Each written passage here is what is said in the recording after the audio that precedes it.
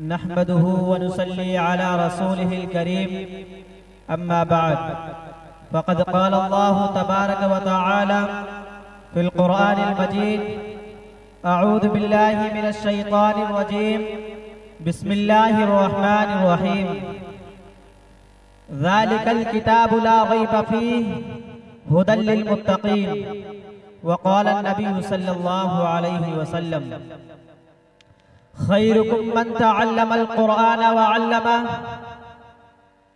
इलाही रौनक़ इस्लाम के सामान पैदा कर, इलाही रौनक़ इस्लाम के सामान पैदा कर, दिलों में मुमिनों के उल्फत क़ुरआन पैदा कर।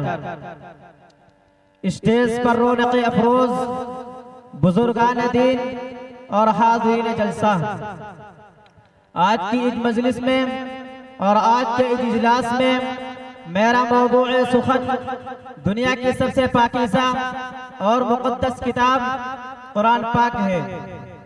हमें चढ़ते सूरज की तरह यकीन है, उसका एक एक हरफ सच्चा और सादिक है। वो कुरान पाक जिसकी ज़ुबान मुक़द्दस, बयान मुक़द्दस और जो फसाहत और बलागत के ठट्ठे मारते समंदर, जिसके मुताल्लिक़ इरशाद रब्बानी है। कुरान वो किताब है जिसके सादिक और बरहक होने में कोई शक और शुबा नहीं, जिसके बारे में मुहसिन इंसानियत हुज़ूर पाक सल्लल्लाहु अलैहि वसल्लम ने इरशाद फरमाया, खैरुकुम मन तअल्लमल क़ुरआन व अल्लमह। तुम में से सबसे बेहतर शख्स वो है जो कुरान को सीखे और दूसरों को सिखाए।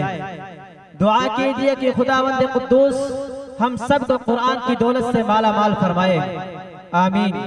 नौजवान दोस्तों, कुरान पाक रब्बे दुल जलाल की तरफ से आता करदा वो हसीन तोहफा जिसने 23 बरस की कलील मुद्दत में सारे आलम में वो इंकलाब बर्पा कर दिया।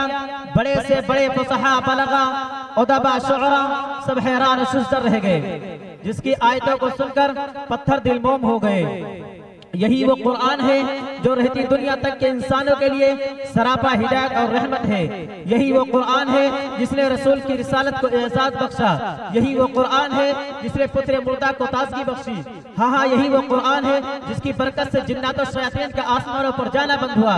यही वो कुरान है जिसने रसूल की रिसालत को एजाज बख्शा। यही वो कुरान है जिसकी बरकत से इज्जत और रफ़ाअत के शामियाने गड़ गए। यही वो कुरान है जिसकी बदौलत महबूब हकीकी का रज़ा नसीब हुई। यही वो कुरान है जो सच्चाई और अमानतदारी का दरस देता है। यही वो कुरान है जिसकी बरकत से उमर फारूक को ईमान नसीब हुआ। यही वो कुरान है जिसकी नज़ीर पेश करने से अरब सारी दुनिया आज से कासिर है। यही वो कुरान है जिसका मिथल पेश करने से अरब के फसीह बलीग जुबानदानी दावा करने वालों ने घुटने टेक दिए। यही वो कुरान है जो ज़लालत और गुमराही के दलदल में फंसी हुई इंसानियत को रुश्द और हिदायत का पैगाम सुनाया। यही वो कुरान है जिसका वादा खुद खालिक़ कायनात ने फरमाया। यही वो कुरान है जो ज़हनी क़ुव्वतों को जिला बख्शा। यही वो कुरान है जिसकी बरकत से उजले चमन में बहार पैदा हुए। हजरात, आज के इस नाजुक दौर में हिफ्ज़ कलाम पाक को फजूल समझा जाता है, उसका रखना हिमाकत बतलाया जाता है। कहा जाता है इसका रखना और बेसमझे पढ़ना बेसूद है।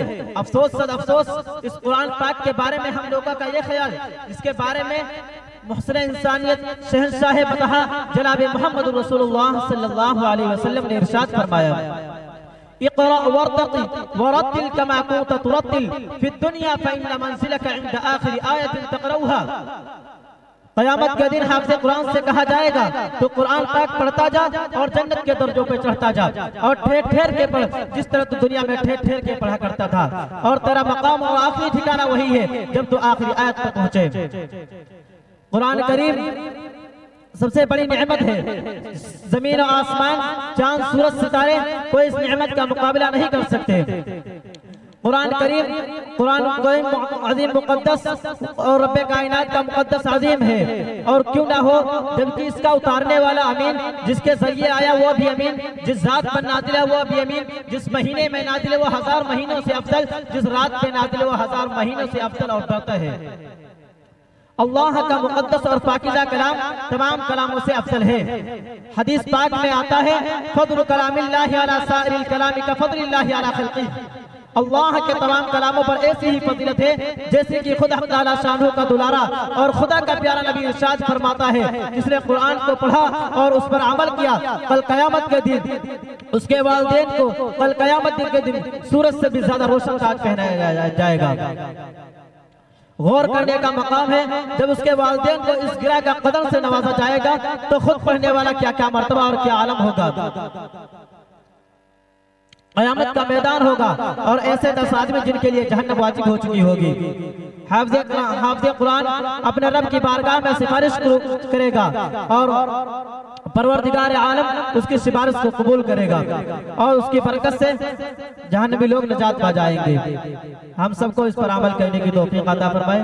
व आखिरु दावाना अनिल हम्दुलिल्लाहि रब्बिल आलमीन।